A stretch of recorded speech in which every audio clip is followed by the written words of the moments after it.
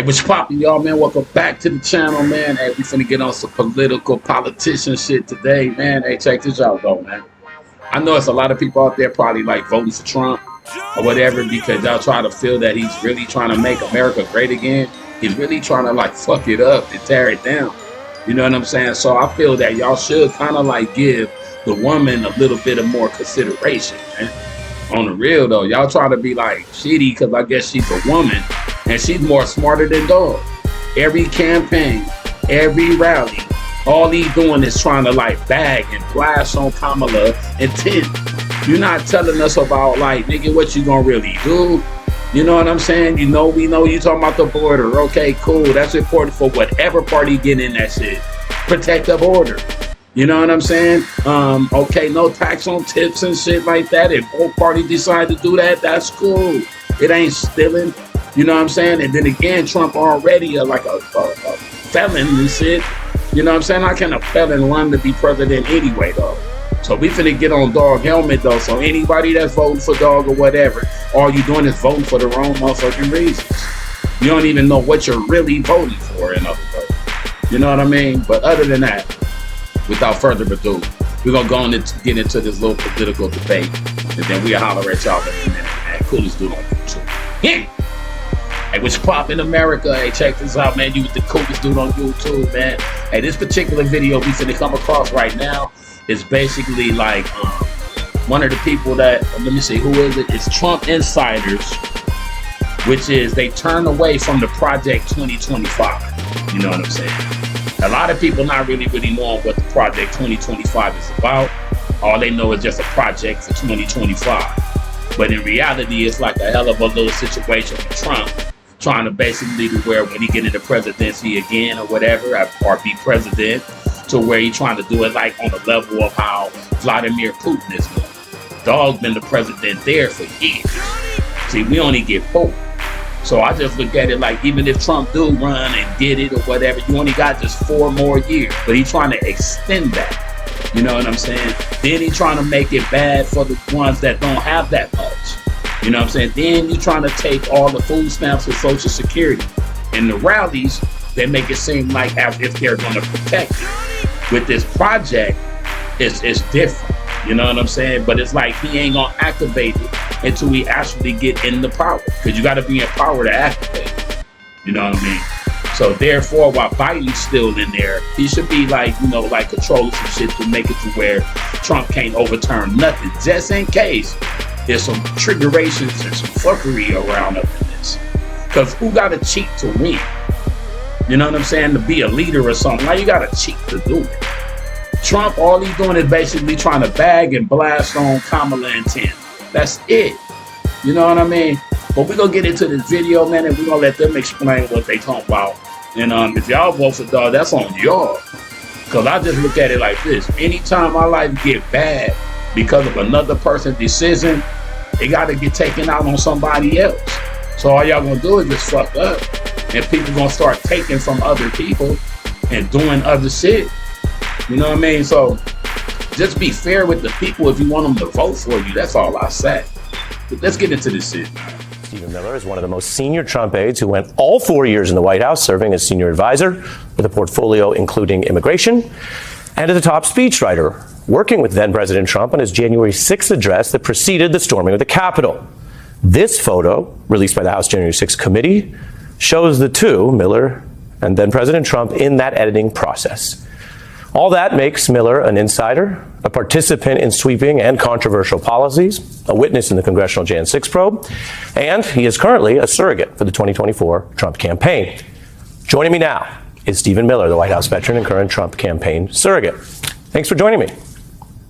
Thank you. That is a very spectacular introduction. I look forward to our conversation. Great. Me too. That reminds people of many of the things you've done. Now, I set aside time for this interview, so we'll get to the campaign news, the running mates.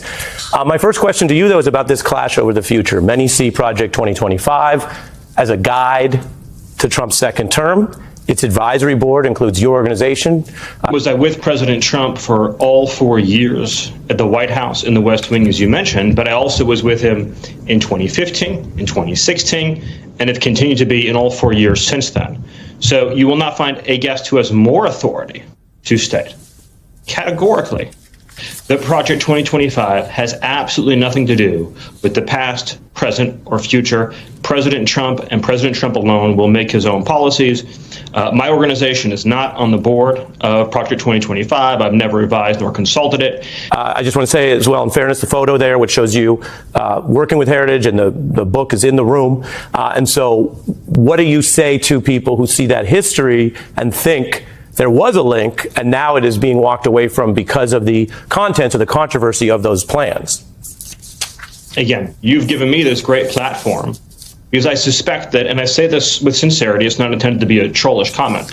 I suspect that a lot of people who watch your show, who watch other shows on this network, have been bombarded with a lot of propaganda about Project 2025. So it's actually a great opportunity for me to say, Project 2025 has absolutely nothing whatsoever to do with the Trump campaign, a future Trump transition, a future Trump administration. You showed that clip there.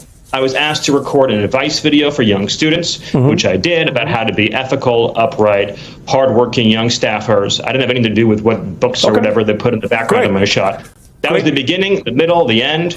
And I have publicly disavowed Project 2025, as has President Trump and everybody else. Very interesting. A couple more questions on the policies, and then I want to turn to immigration, where you have a background. You've just said that. The former president said that, as I mentioned. There are issues where we see a kind of overlap. Here's Project 2025 on abolishing the Department of Education, which would be a big move. The current Republican platform says, quote, we're going to close the Department of Education. And so that, as you can imagine, has people thinking there's something similar. Project 2025 talks about a top-to-bottom overhaul of the FBI and what are seen as changes or potential loyalty tests for those staff. That's something that, as you know, President Trump has talked about and you've talked about. I want to play you, this was as recent as February, making a, again, similar point. Take a listen at CPAC. You have to write laws to actually go after the enemy. Big, broad, neutral laws will be used to crush us. It will be used to obliterate us. Write the law so it protects your friends and harms the bad guys. Otherwise, you're handing them a sword to run right through you. Write the law for your friends and against your perceived opponents. And one more example, and then I'll give you time to respond. On abortion, you know, a big issue. Project 2025 talks about cracking down on these abortion drugs, prohibiting abortion travel, even potentially prosecuting distribution. The current Republican platform talks about using the 14th Amendment to try to enshrine sort of this sort of life test, as they call it, that would do similar things. So on all the above, you can see the overlap. Taking into account what you said, which I want to report accurately, you said no involvement in 25. What do you say to all of those overlaps? Well, first of all, the clip that you just showed of me there, which, by the way, it's a great video, so thanks for sharing it. I was actually talking about a law in Florida in which I suspect you and I were on the same side. It was a law that would have severely restricted free speech and free communication in Florida. And I was talking about friends and bad guys. I was talking about you protect people who are engaged in legitimate free exercise of their First Amendment rights. The bad guys being people who are actually engaged, this is a defamation law, who are actually engaged in true defamation, in true actionable civil violations that deserve judgment. The way the law was written, a lot of innocent people would have lost a lot of money. So I'm actually glad that that bill that was in the Florida legislature was pulled back and wasn't advanced. To your point about the Department of Education, Ronald Reagan was the first one who called for closing the Department of Education. So this has been a pretty mainstream Republican plank for longer than I've been alive. In fact, longer than even you've been alive. I think we're pretty similar in age, but longer than both of us have been alive. So this is a very fundamental plank of the Republican Party, closing the Department of Education and shifting it all back to the states. And the abortion overlap? Oh, well, I'm really glad, again, really glad for this invitation to be able to state to your audience, because it's so much better to hear it without any filter in between. There will be no national abortion ban under a Trump administration. There will not be a national ban on abortion. It will be left up to the voters in the several states. So if you live in Rhode Island, your state legislature and your governor will decide the laws based upon your input, or a ballot referendum if you live in Ohio or Kansas. And so Donald Trump, Florida, to the extent that 25 or members of Congress, who, as you know, some Republican members of Congress, and you used to work in Congress as well, have said that, you're saying no to that. No. And I will say one more thing, which is an important point. Again, talking about my long history with President Trump. It's important to remember, Ari, that when President Trump first ran in 2015, it was a takeover of the Republican Party from established interests that had been running it for a very long time. And if we had longer than we do today, and I don't mean this coyly, I mean, if we actually sat down, me and you, for 45, 60 minutes, we would find common ground on President Trump's criticism of the Pentagon and the war machine. We'd find common ground on President Trump's criticism of how trade deals have been written for decades, NAFTA, Korea. We would find common ground, certainly China's entry into the WTO and the normalization of trade relations with China. We would find common ground on concerns about how foreign guest worker programs have basically decimated organized labor in this country. We would find a lot of common ground on those issues. Okay, well, you mentioned, my point in saying all this is that when you talk about what, quote, Republicans have to say, what I'm saying to you is that President Trump is sui generis. He is President Trump. He has his own agenda that is his and his alone. And I know you're smiling because you know that it's true. President Trump. I'll jump in. I'm only smiling because lawyers love to use Latin to complexify a point. Sui generis meaning unique. Lawyer, fine. Fine. Let me show you immigration, because that's been one of your big issues, and you served in the White House and you pushed a lot of plans that, as you know, are controversial. Now we have the comparison of the Trump years to Biden and the larger context. And immigration is a real issue, obviously, for many countries, and especially the U.S. Here are the migrant encounters versus deportations. I want to just put this chart up, and we could talk data and facts, where you have under Donald Trump, and you're just a benefit of you to know, you and I are both on camera, as is the data here. As you know, the encounters were between 500K to 1 million a year, roughly. These are government numbers, apples to apples. And the deportations and returns people can see on the blue line. That's under Trump. I'm about to, not yet, show the Biden side. Do you think, though, that viewers are going to see the fact that the Biden deportations are lower, similar, or higher? Well, it depends if you're measuring interior removals or border returns, which we'll get to, but I'll let you move to the next slide. Okay, and let's reveal. And you're right, there is a complexity depending on how you count. But these are government numbers as tabulated by the Washington Post. Encounters are up, to be clear. So that speaks to the larger international scenario. But deportations, returns, and expulsions together are up, which is to say the Biden-Harris administration is doing more of that than Trump did when you were in office. How do you square that with what you and others have said, implied, or otherwise attacked the administration on, which is, again, reasonable people can debate all of this, but you have to concede, if you're going to deal with facts, and I know you've studied immigration and worked on it for a long time, that they are doing more returns than President Trump did when you worked for him. So the most important thing to see in that chart is if you look at 2020, what you see are the blue line and the yellow line cresting one over the other, the blue line cresting over the yellow line. It was the signature project of the Trump administration to achieve an end to a policy that is known as catch and release. And so this was the driving focus, not the sole, but a driving focus of 4 years of Trump immigration policy, both battling with Congress and battling particularly with the Ninth Circuit, and as well as other liberal-leaning circuits in the country, and ultimately much of this going to the Supreme Court. The purpose of Remain in Mexico, the purpose of the Safe Third agreements, the purpose of Title 42, and many other policies was to ensure that 100% of encounters resulted in a removal or an expulsion or repatriation. So what you see there in 2020 represents not just the culmination of an extraordinary diplomatic, legal, and regulatory success in the Trump administration, but something that had eclipsed every other prior administration back at the beginning of the illegal immigration problem, going back to Eisenhower.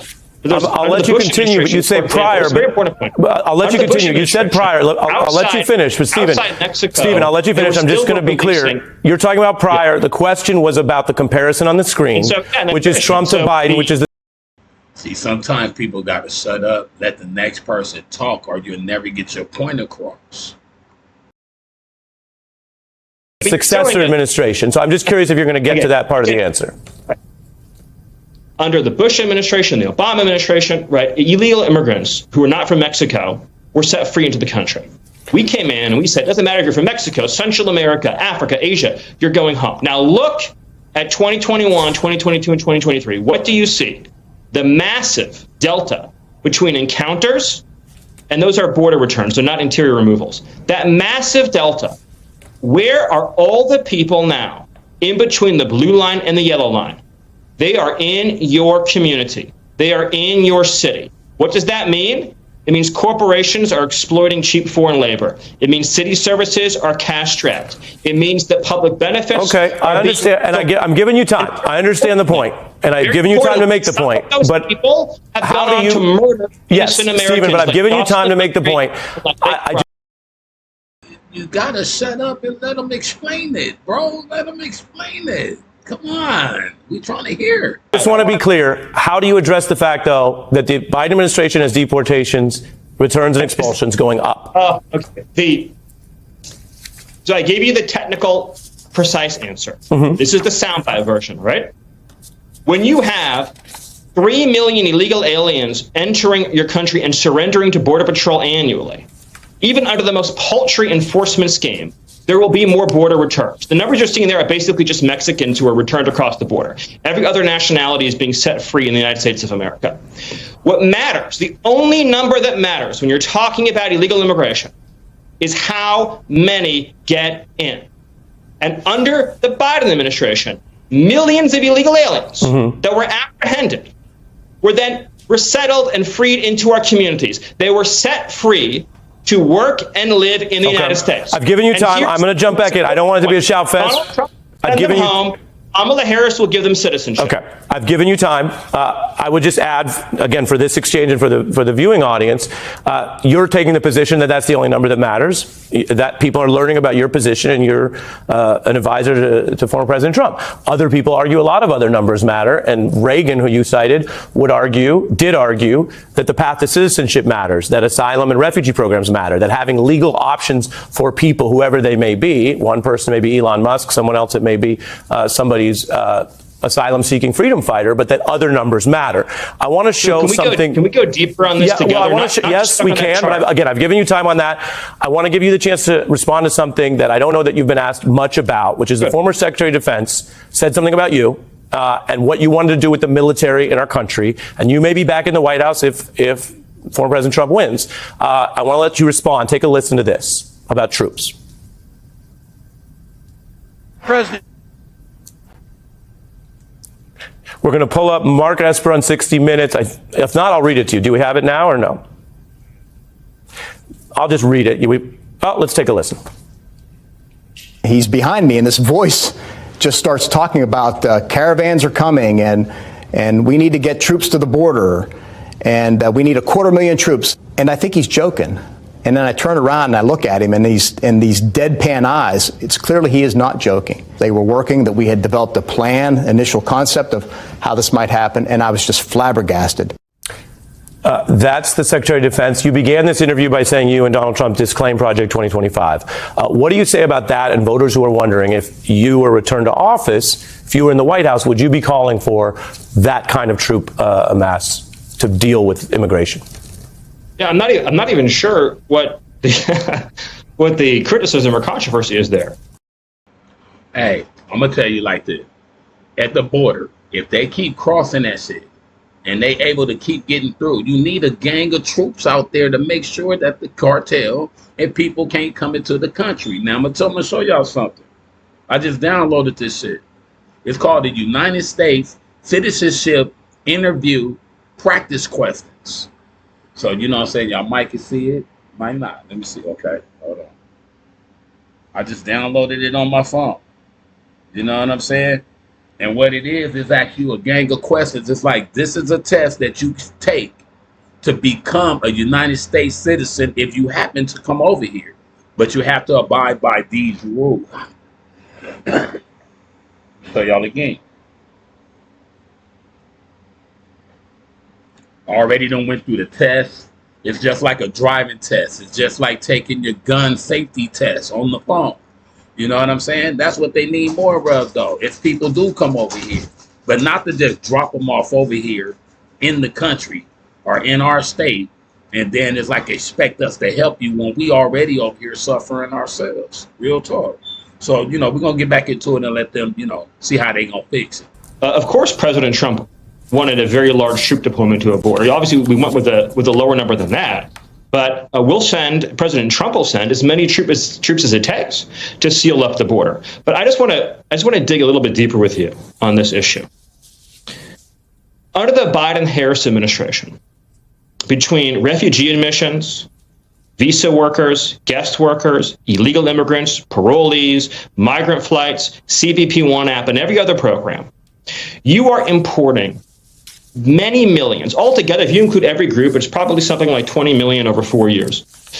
20 million foreign aliens into the country to do what? To compete for jobs, to compete for resources, to threaten public safety, to tax our schools, to tax the ability of the country to pay down its deficits and debt. If you were a true progressive, a true liberal, in the tradition of Samuel Gompers and AFL-CIO, you would be right there with me saying, mass unskilled migration is a crushing weight on the chest of every working man and woman in this country. There's a reason why the Fortune 100 CEOs want the Biden-Harris migrant pipeline to continue. Because it drives down wages. I've given you time, but you're not a senator. We're not going to do a full filibuster, but I've given you time, and I understand the point you're making. I'll show one more chart, and then I want to turn to another issue. This is border encounters if you run it back 25 years. Because you're telling a story, and people can hear it and make up their own minds. But if you go back to 2000, we have this chart. Policy matters, macroeconomics matters, but let's take this in full, actually. Stephen, you'll see, and you know these numbers because you've worked on immigration. There is an ebb and a flow to this, and the macro is an ebb and the flow, and you do see in the recent period the increase, and we deal in facts here. But the larger market here in this topic, not unlike a stock market, is that there's ebb and flow, and that's a little different, I think, than the story you're telling. So what I'm saying for y'all, man, y'all vote wisely, man, and don't just vote because of like how it sounds right now or whatever. Investigate what they saying they gonna do for the country and what they gonna do for every individual human. Not just to make America great again for just all white people. You know what I'm saying? We want it great again for Mexicans, the Japanese, anybody that's over here in our country. And like they said, if illegal aliens come over here, which y'all basically do, there's a United States citizenship test that they should be able to take and get granted to live over here legally, though. Legally. Don't just drop them off. I agree with that. Gang of helicopters just dropping people off in the country. I feel that. Don't do that. You know what I'm saying? That's why the borders do need to be protected by every party. You know what I'm saying? If Kamala and them get in, make the border like so high to where you need an airplane to get over the border. You can't go. And then Tim Walz, he was already saying, basically in a joking form, if you build a 30-foot wall, I can build a 40-foot ladder company, and we'll still be able to get over in the United States. So it didn't make sense for how high they trying to make it. Make that shit high with electrical fence wires like the prison got, and make sure people can't really just jump into the country, man. We up out of here, man. Coolest dude on YouTube. Y'all know how we do over here, man. We up out of here. You know what I'm saying? Hit squad. Ha, ha. And reckless. You know what I'm saying? MC Doc, baby. We came to do this. You heard?